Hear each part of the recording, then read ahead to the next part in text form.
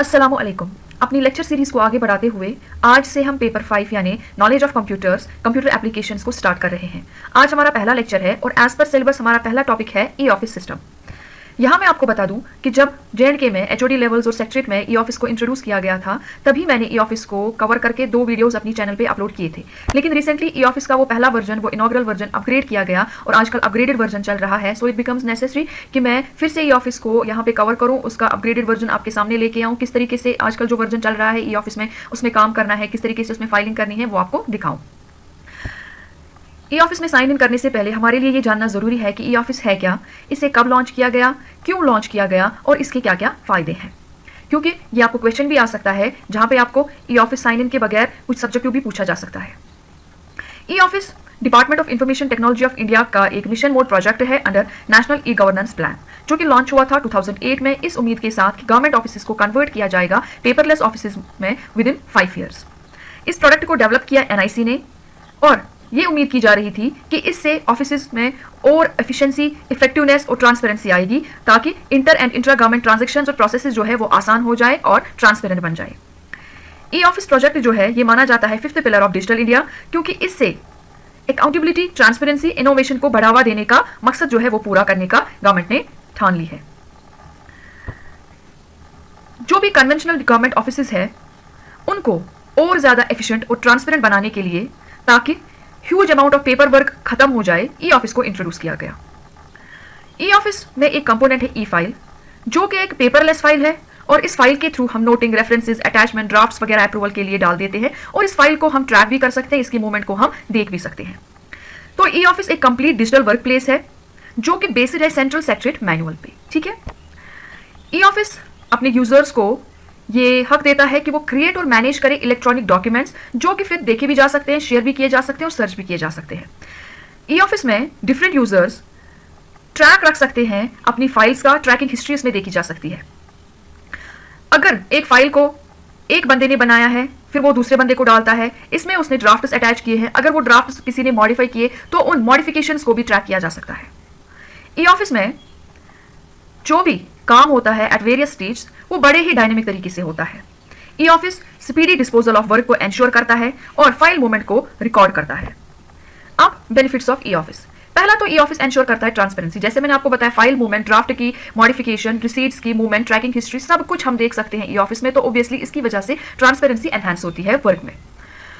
Accountability भी increase होती है ई ऑफिस की वजह से, क्योंकि जब ट्रांसपेरेंसी रही तो हर कोई ई ऑफिस यूजर जो है वो नहीं चाहेगा कि उसको कल को किसी भी फाइल की नॉन डिस्पोजल या डिले की वजह से अकाउंटेबल ठहराया जाए। तो अकाउंटेबिलिटी देखते हुए, अकाउंटेबिलिटी को जांचते हुए ई ऑफिस में जो काम करते हैं वो अपनी अकाउंटेबिलिटी को अच्छे तरीके से समझ लेते हैं ताकि कल को किसी मुसीबत में ना फंसे। क्योंकि फिजिकल फाइल्स की तरह यहाँ पे कोई भी ऐसा नहीं है कि जिस तरीके से पता ना चले कि इसने कितने दिन फाइल अपने पास रखी है। यहाँ पे हर एक चीज जो है ओपनली ट्रांसपेरेंट होती है। ई ऑफिस में डाटा सिक्योरिटी और डाटा इंटीग्रिटी एश्योरेंस है। ई ऑफिस एक ऐसा प्लेटफॉर्म प्रोवाइड करता है जिससे गवर्नमेंट की री इन्वेंटिंग और री इंजीनियरिंग होती है। ई ऑफिस के थ्रू स्टाफ की एनर्जी और टाइम को अनप्रोडक्टिव मेजर्स में खत्म होने से बचाया जाता है। ई ऑफिस ने गवर्नमेंट वर्क कल्चर और इथिक्स को चेंज किया।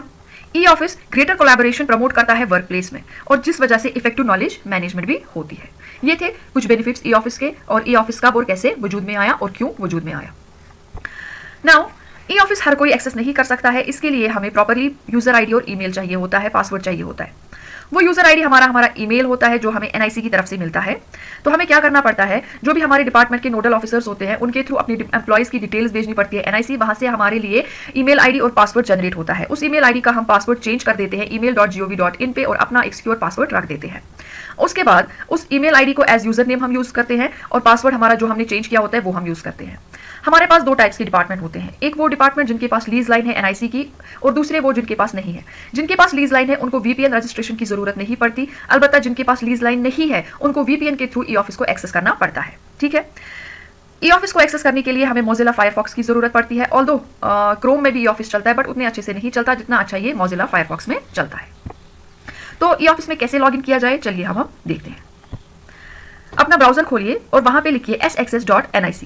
जैसे हम इसको सर्च करेंगे तो वहां पे इस तरीके से हमें पेज खुलेगा saccess.nic.in। तो इस पे हमें क्लिक करना है। ये उन यूजर्स के लिए है, मैं फिर से बताती हूँ, जो VPN के थ्रू एक्सेस करते हैं, जिनके पास लीज लाइन नहीं है। जिनके पास लीज लाइन है वो डायरेक्टली परिचय ऑफिशियल पेज पे या jkeoffice.nic.in पे जा सकते हैं। तो sxs.nic.in पे हम जाएंगे। ये उन, फिर से मैं बताती हूँ, उन यूजर्स के लिए जिनके पास लीज लाइन नहीं है आउटसाइड सेक्टर डिपार्टमेंट से। तो जैसे हम sxs.nic.in पे क्लिक करेंगे तो इस तरीके से हमारा वेब पेज खुलेगा। यहाँ पे आपको अपना ईमेल एड्रेस देना है जो कि आपको एनआईसी से आया था और अपना पासवर्ड फिलअप करना है इस तरीके से, ठीक है। उसके बाद आप साइन इन पे क्लिक करेंगे। जैसे आप साइन इन पे क्लिक करेंगे तो वहां पे इस तरीके से पेज खुलेगा। सिलेक्ट टोकन टाइप, वहां पे आप एसएमएस टोकन सिलेक्ट करेंगे और फिर उसके बाद गेट ओटीपी पे आप क्लिक करेंगे। देखिए एसएमएस टोकन पे क्लिक करके गेट ओटीपी, जैसे ही गेट ओटीपी पे आपने क्लिक किया तो इस तरीके से पेज खुलेगा और आपको ओटीपी आएगा। वो ओटीपी आप एंटर करेंगे और जैसे आपने ओटीपी को एंटर किया उसके बाद आप साइन इन पे क्लिक करेंगे। साइन इन पे जैसे ही क्लिक किया तो आप जो है इस तरीके से नए पेज पे आ जाएंगे। यहाँ आप ई ऑफिस जेके पे क्लिक करेंगे। जैसे आपने क्लिक किया तो इस तरीके से आपका परिचय का पेज खुलेगा, यानी कि हम उस जगह पहुंचेंगे जहां पे जिनके पास लीज लाइन है वो डायरेक्टली आ जाते हैं। यहाँ पे भी आप अपना ईमेल आईडी और पासवर्ड देंगे और उसके बाद नेक्स्ट पे क्लिक करेंगे। जैसे नेक्स्ट पे क्लिक करेंगे तो इस तरीके से आपका पेज खुलेगा। इसमें आप ओटीपी एसएमएस एंड ऑन संदेश पे क्लिक करेंगे इस तरीके से और वहां पे उसके बाद नेक्स्ट पे क्लिक करेंगे। जैसे आप नेक्स्ट पे क्लिक करेंगे तो फिर से आपसे ओटीपी मांगा जाएगा। यहाँ पे आप ओटीपी एंटर कर देंगे और उसके बाद नेक्स्ट पे क्लिक कर देंगे। जैसे आप नेक्स्ट पे क्लिक करेंगे तो आप इस पेज पे आ जाएंगे, वर्क फ्रॉम एनीवेयर। यहाँ पे आप होम और ई फाइल लिखा है तो आप ई फाइल पे क्लिक करेंगे। जैसे आप ई फाइल पे क्लिक करेंगे तो इस तरीके से आप अपने ई ऑफिस अकाउंट में लैंड करेंगे। क्योंकि मैं ऑलरेडी एक यूजर हूं तो मेरे पास ऑलरेडी बहुत सारी फाइल्स, बहुत सारी रिसीट्स है। आपका जो अकाउंट होगा वो खाली होगा, उसमें कुछ भी नहीं होगा। अब पहले हमें ये देखना है कि किस तरीके से हम एक लेटर को ई ऑफिस में ई डाक बनाते हैं, यानी किस तरीके से एक फिजिकल लेटर को हम ई डाक में कन्वर्ट करते हैं।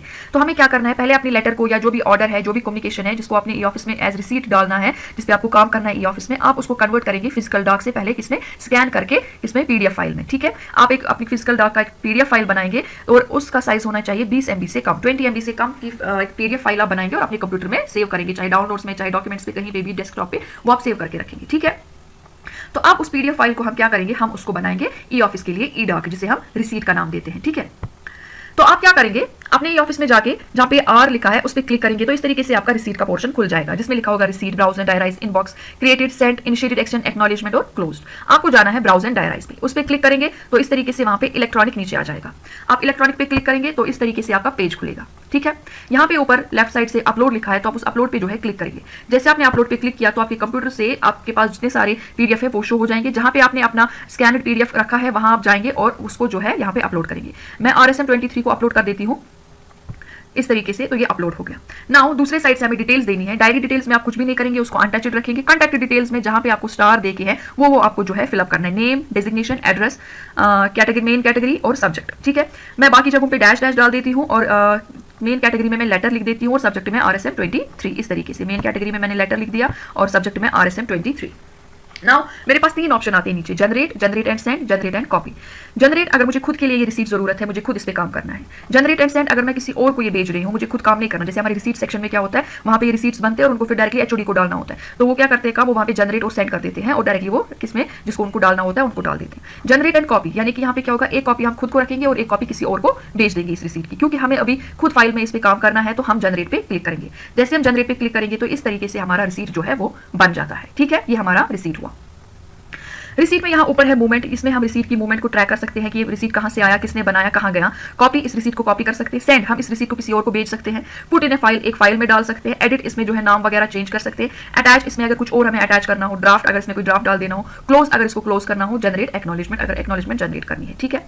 तो अभी हमें इसके साथ कुछ नहीं करना है, अभी हम अब क्या करेंगे, फाइल बनाएंगे। तो यहाँ पे आर के नीचे F लिखा हुआ है जिसपे 1 है बनाया हुआ, हम उसी पे क्लिक करेंगे। जैसे हम उस पर क्लिक करेंगे, वहां जाने से पहले मैं आपको दिखाती हूँ कि ये जो बनाया हमने रिसीट, ये कहाँ जाएगा। ये रिसीट के क्रिएटेड सेक्शन में जाएगा। आप आर यानी रिसीट पे आप क्लिक कीजिए तो वहां पे जो है हमें ब्राउजर, डायराइज, इनबॉक्स और क्रिएटेड आएगा। आप क्रिएटेड पे क्लिक कीजिए, ये रिसीट जो है ये वहां ही होगा। देखिए मैं क्रिएटेड पे क्लिक कर देती हूँ तो देखिए ये रिसीट जो है ये बराबर किसमें आ गया, मेरे रिसीट के क्रिएटेड फोल्डर में आ गया। अगर मुझे किसी ने भेजा होता तो रिसीट के इनबॉक्स में आता, अगर मैं किसी को भेजूंगी तो रिसीट के सेंड फोल्डर में आएगा, ठीक है। नाउ किस तरीके से हम एक फाइल को बनाएंगे ताकि हम उसमें रिसीट डाल सके, ठीक। तो यहाँ पे एक फाइल है मेरे पास, ये कैसे मैं बनाऊंगी देखिए। रिसीट के नीचे F फोल्डर आता है जैसे मैंने अभी बताया था, जिसके ऊपर 1 लिखा है। तो इसमें आप जाएंगे, वहां पे आप फाइल पे क्लिक करेंगे और नीचे जो है क्रिएट न्यू का एक ऑप्शन आएगा, ठीक है। क्रिएट न्यू मतलब नई फाइल बनाना। क्रिएट पार्ट यानी किसी एग्जिस्टिंग फाइल का पार्ट बनाना। क्रिएटेड, वहां पे आपकी बनाई हुई फाइल्स रहेंगी। जिस तरीके से रिसीट के क्रिएटेड में रिसीट आया मेरा, तो जो भी मैं फाइल्स पहले बनाऊंगी वो क्रिएटेड में ही आएंगी, ठीक है। इनबॉक्स, इसमें वो वाली फाइल्स आएंगी जो मुझे कोई भेजेगा। सेंट, इसमें मुझे वो फाइल्स आएंगी जो मैंने किसी को भेजी होगी। पार्क, इसमें वो फाइल्स आएंगी जो मैंने पार्क कर दी होंगी। पार्क मतलब कोई फाइल मुझे 1-2 साल तक अब जरूरत नहीं होती, तो मैं चाहती हूँ उसको मेरे इनबॉक्स में ना रखना, मैं चाहती हूँ उसको मैं फिलहाल टेम्पररी क्लोज करूँ, तो मैं उसको पार कर देती हूँ। क्लोजर यानी मैं किसी फाइल को टोटली क्लोज कर दूँ। यहाँ आपको बता दूँ ई ऑफिस में डिलीट ऑप्शन नहीं है, कोई रिसीट कोई फाइल डिलीट नहीं होती है, ठीक है। तो मैं क्या करूँगी काम, मैं फाइल के क्रिएट फाइल पे जाके क्लिक करूँगी। जैसे मैंने क्रिएट फाइल पे क्लिक किया तो इस तरीके से मेरा पेज खुलेगा। यहाँ पे फाइल नंबर के नीचे चूज वन, उसके बाद फिर से चूज वन, फिर चूज वन, फिर चूज वन है। इसमें जो पहले 3 चूज वन है उनमें हमने जो है सिलेक्ट करके अपने अपने ऑप्शंस डालने, जो वहाँ पे हमारा डिपार्टमेंट, हमारा सेक्शन, कौन सी फाइल हम बना रहे हैं वो, और डिस्क्रिप्शन बॉक्स में फाइल का नाम लिखना है, डिस्क्रिप्शन में फाइल का नाम। तो इस तरीके से देखिए डिपार्टमेंट का नाम, फिर कौन सा सेक्शन है, फिर कौन सी फाइल है, एस्टैब्लिशमेंट फाइल है, पर्सनल फाइल है, क्या है वो आपको इसमें फिलअप करना है, ठीक है। ये ऑटोमेटिकली वहाँ पे ऑप्शन आ जाते हैं। और फिर डिस्क्रिप्शन में फाइल का नाम, तो मैं इसका नाम भी RSM23 रखती हूँ, ठीक है। उसके बाद नीचे कंटिन्यू वर्किंग पे मैं क्लिक करूंगी। जैसे मैं इस पर क्लिक करूंगी फाइल जो है इस तरीके से जनरेट हो जाएगी मेरी फाइल। तो क्या आ जाएगा वहां पे कि file number will be generated, number generated will be final and can not be edited. तो वहां पे आप प्रोसीड पे क्लिक करेंगे। जैसे आप प्रोसीड पे क्लिक करेंगे तो इस तरीके से आपकी फाइल बन गई।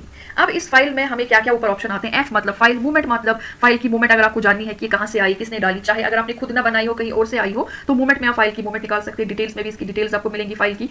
ड्राफ्ट में अभी मैं आपको आगे दिखाऊंगी ड्राफ्ट में कैसे हम ड्राफ्ट को ऐड करेंगे। एडिट में फाइल का नाम वगैरह आप एडिट कर सकते हैं। सेंड में आप जो है फाइल सेंड कर सकते हैं, ये फाइल किसी और को भेज सकते हैं जो हम आगे देखेंगे। लिंक फाइल्स में आप फाइल्स के साथ लिंक कर सकते हो। अटैच में कोई फाइल अटैच कर सकते हो। क्लोज फाइल क्लोज कर सकते हो। मोर में और बाकी ऑप्शंस आते हैं। तो अब जो अभी हमने रिसीट बनाया था जो कि क्रिएटेड फोल्डर में रखा हमने, वो हमें इसके साथ अटैच करना है, इस फाइल में डालना है, ठीक है। तो हम क्या करेंगे, यहाँ पे नीचे ऑप्शन है ऐड रिसीट, हम इस पर क्लिक करेंगे। जैसे हम इस पर क्लिक करेंगे तो हमारे जितने सारे रिसीट्स हमारे पास होंगे, चाहे क्रिएटेड में हो चाहे इनबॉक्स में हो, तो वो दोनों जगहों के सारे रिसीट्स आपके पास जो है वो शो हो जाएंगे, ठीक है। मैं डायरेक्टली यहाँ पे अगर मेरा रिसीट शो हो रहा है तो उस पर जो है ई के पास जो छोटा सा डिब्बा है इस पर क्लिक करके उसको ऐड करूंगी, या मैं ऊपर सर्च हियर में अपनी रिसीट का ऐसे नाम लिख सकती हूँ और वो खाली वही वाला रिसीट जो है शो हो जाएगा। उसके बाद उसको क्लिक करके उसको सिलेक्ट करके नीचे रिमार्क्स में जो भी मैं लिखूंगी, चाहे सपोज फॉर एग्जाम्पल मैं इस तरीके से क्लिक कर दिया और रिमार्क्स में लिख दिया टू पुट अप, यानी कि मुझे इस पे काम करना है, ठीक है। और उसके बाद जो है मुझे यहाँ पे अटैच पे क्लिक करना है। जैसे मैं अटैच पे क्लिक करूंगी तो इस तरीके से देखिए ये रिसीट जो है हमारी फाइल में आ गया, ठीक है। पहले मैं आपको दिखाती हूँ कि पहले वहां पे फाइल खाली थी, दोनों साइड से कुछ भी नहीं था, देखिए दोनों साइड से कुछ नहीं था, नो रिकॉर्ड्स फाउंड। अब जब हम देखते हैं तो फाइल में जो है आ गया एक रिकॉर्ड हमारा, इसे हम कहते हैं एक रिसीट, ठीक है। तो साइड से आप ऊपर देख रहे हैं वहां पे टीओसी लिखा है। जब हम टीओसी पे क्लिक करके रखते हैं, यानी कि वहां पे क्लिक करके बहुत सारे ऑप्शंस आते हैं, हमें टीओसी पे क्लिक करेंगे तो हमें ऐसे लिस्ट मिलेंगे अपने कम्युनिकेशंस की, ठीक है। तो ये रहा टीओसी पे। जब हमें अब इस कम्युनिकेशन को ओपन करना है तो जो ब्लू में लिखा हुआ है इस पे हम क्लिक करेंगे और ये कम्युनिकेशन इस तरीके से ओपन हो जाएगी और टीओसी के बदले वहां पे रिसेंट नाम चाहिए, यानी कि जो आपने रिसेंट वाली कम्युनिकेशन डाल दी है, ठीक है। तो उसके बाद क्या है, इस हमारे पास जो यहाँ पे देखिए इसके नोट साइड से 2 चीजें आती है, ऐड नोट और add yellow note, add green note, add yellow note, 2 चीजें आती हैं। यूजुअली हमारा सारा काम जो है वो ग्रीन नोट में होता है, येलो नोट में हमारा काम नहीं होता। येलो नोट टेम्परेरी होता है, जो हमने ऐसे ही लिखा होता है जिसमें आपको बाद में एडिशन ऑल्ट्रेशन करनी होती है, क्योंकि ग्रीन नोट अगर आपने एक बार भेज दिया उसमें कोई भी एडिशन ऑल्ट्रेशन चेंजेस नहीं होंगी। लेकिन अगर येलो नोट में आपने फाइल भेजी है तो जिस बंदे को भेजी है वो उस नोट में चेंजेस कर सकता है, ठीक है। मोस्टली हम अपना नोट खुद ही ग्रीन में लिखते हैं ताकि दूसरा बंदा फिर अपना नोट लिखे। तो हम यहाँ पे पहले तो भी देखेंगे कि किस तरीके से येलो और ग्रीन नोट को ऐड किया जाता है। पहले हम येलो नोट को ऐड करते हैं, क्लिक करेंगे हम ऐड येलो नोट पे इस तरीके से, तो आपका येलो नोट ओपन हो जाएगा। येलो नोट में मैं कुछ लिख देती हूँ, ठीक है। जब तक ना मैं इसको कंफर्म करूँ, सेव तो कर सकती हूँ, सेव का कोई मसला नहीं है, लेकिन अगर मैं इसको कंफर्म कर देती हूँ, जैसे मैं कंफर्म पे क्लिक करूंगी ये जो नोट है ये ग्रीन नोट में कन्वर्ट हो जाएगा, यानी मेरा परमानेंट नोट बन जाएगा, ठीक है। डिस्कार्ड है यानी कि नोट को खत्म ही कर देना, मुझे नोट नहीं चाहिए, ठीक। तो देखते हैं मैं इसको जो है कंफर्म पे क्लिक कर देती हूँ। जैसे मैं कंफर्म पे क्लिक करूंगी वहां पे इस तरीके से आपके पास एक डायलॉग बॉक्स खुलेगा, आप वहां पे ओके कर दीजिए और देखिए ये नोट ऑटोमेटिकली ग्रीन में जो है कन्वर्ट हो गया। मैं इस ग्रीन नोट में खुद एडिटिंग कर सकती हूँ आराम से, लेकिन जब मैं ये फाइल किसी और को भेजूंगी तो वो उसमें एडिट नहीं कर सकते हैं। हाँ, अगर मैंने येलो नोट में फाइल आगे भेज दी होती तो वो लोग उसमें जो है चेंजेस कर सकते हैं, यानी येलो नोट में दूसरा बंदा भी अपनी जगह पे चेंज कर सकता है, लेकिन ग्रीन नोट में कोई फिर चेंज नहीं कर सकता वंस आपने फाइल आगे कर दी, ठीक है। तो यहाँ मैं अपना नोट लिख रही हूँ, नोट में मैंने सब लिख दिया जो भी अब हो गया, ये हो गया किसमें, येलो से ग्रीन नोट में, ठीक है। हम वापस जाते हैं, हम देखते हैं डायरेक्टली ग्रीन नोट किस तरीके से हम इसमें अटैच कर देंगे। तो येलो नोट का हमने देखा। अब डायरेक्टली क्योंकि हम काम करते हैं मोस्टली ग्रीन नोट्स में, येलो नोट में कोई काम नहीं करता, बिकॉज उससे क्या हो जाएगा, अगर मैंने कुछ लिखा होगा दूसरा बंदा जो जब उसके पास फाइल जाएगी तो उसको चेंज कर सकता है, ठीक है। तो इसलिए हम मोस्टली काम ग्रीन नोट में करते हैं। ग्रीन नोट पे जब मैंने क्लिक किया तो इस तरीके से नोट आ जाएगा, मैं वहाँ पे कुछ लिख देती हूँ। जैसे मैंने वहाँ पे कुछ लिख दिया, साथ ही साथ मैं इसको सेव करती रहूंगी। ऑल्दो सेव खुद ही हो जाता है, लेकिन स्टिल हमें सेव जो है वो करना चाहिए, ठीक है। देखिए रिसेंट पे मैंने क्लिक किया तो वहां से टीओसी रिसेंट ऑल वगैरह वगैरह ये सब निकली, ठीक। वहां पे मैं क्लिक कर दूंगी किसमें, ऑल पे। जैसे मैंने ऑल पे क्लिक किया तो जितने सारे रिसीट्स इस फाइल में होंगे, मैंने तो अभी एक ही इसमें डाला है, जितने सारे इसमें डाले होंगे वो सारे एक बुक की शक्ल में, एक रेगुलर पीडीएफ की शक्ल में आ जाएंगे, रेगुलर कंटिन्यू पीडीएफ की शक्ल में आपके सामने आ जाएंगे। अब अगर मुझे अपने नोट में कोई पर्टिकुलर रेफरेंस देनी है इस कम्युनिकेशन की साइड से, जैसे अभी लिखा है 1 of 2, क्योंकि इसमें 2 ही पेजेस है, इसमें 50 पेज भी हो सकते हैं, इसमें 100 पेज भी हो सकते हैं। अगर मुझे उनमें से किसी पर्टिकुलर पेज की रेफरेंस अपने नोट में देनी है तो मैं इस तरीके से लिखूंगी, रेफर CS, और उसके बाद वो जो कम्युनिकेशन का पेज पेज होगा उसका नंबर दूंगी। सपोज मेरे पास अभी 2 ही पेज है तो मैं दूसरे का नंबर दूंगी। उसके बाद मैं वहां पे CS2 को इस तरीके से हाईलाइट कर दूंगी जैसे मैंने हाईलाइट किया। उसके बाद आप देखिए राइट साइड से ऑल के पास ये वाला ऑरेंज कलर का आइकन आता है रेफरेंसिंग, इस पर क्लिक करूंगी। जैसे उस पर क्लिक किया तो वहां पे इस तरीके से वहां पे आ जाएगा कॉरेस्पॉन्डेंस। मैं कॉरेस्पॉन्डेंस की किसी भी पेज नंबर का नंबर दूंगी जो मुझे रेफर करना है। जैसे मैंने यहाँ पे 2 लिखा तो मैं वहां पे भी 2 लिखूंगी और उसके बाद उस पर ओके कर दूंगी। जैसे मैं ओके करूंगी तो ये इस तरीके से हाईलाइट हो जाएगा। जब मैं ये फाइल किसी और को भेजूंगी, जब उसको मेरे नोट में कोई रेफरेंस चाहिए होगी तो वो डायरेक्टली इस ब्लू कलर के पोर्शन पे क्लिक करेगा और उसको ऑटोमेटिकली वो वाला पेज जो है खुल जाएगा। ठीक है, उसके बाद नोट में नीचे एक और चीज है अटैचमेंट। अगर हम इस अटैचमेंट पे क्लिक करते हैं तो हमारी जो भी हम चाहते हैं PDF फाइल अटैच करना वो हम डायरेक्टली यहाँ पे अटैच कर सकते हैं। यहाँ पे कोई जरूरत नहीं है हमें E-ऑफिस में पहले कन्वर्ट करने की अपने रिसीट को, नहीं, यहाँ पे डायरेक्टली कोई भी PDF फाइल आप अपने नोट के साथ अटैच कर सकते हो। ठीक है, सपोज मैं यहाँ पे अनंतनाग को अटैच कर देती हूँ। ठीक है, ये देखिए अटैच कर दी मैंने अनंतनाग को यहाँ पे। ठीक, तो हो गया अटैचमेंट नोट का भी इसमें। उसके बाद सेव कर देती हूँ नोट को, ताकि नोट जो है इसमें कुछ कभी कभार क्या होता है हमारे पास कनेक्शन जो है कनेक्शन डिस्कनेक्ट हो गया होता है तो फिर नोट सेव नहीं हो पाता है, इसलिए साथ ही साथ नोट को सेव भी कर देना चाहिए। ठीक है, उसके बाद इसमें हमारे पास एक और चीज है नोट में, हमारे पास है ड्राफ्ट। ठीक है, ड्राफ्ट हमारे पास ऊपर लिखा है। यहाँ पे आप अपनी लेटर्स, अगर आपको कोई लेटर बनानी है, कोई ऑर्डर बनाना है, वो आपको इसमें डालना है तो आप ड्राफ्ट पे क्लिक करेंगे। जैसे आप ड्राफ्ट पे क्लिक करेंगे तो वहाँ पे 2 ऑप्शन आएंगे, क्रिएट न्यू ड्राफ्ट और व्यू ड्राफ्ट।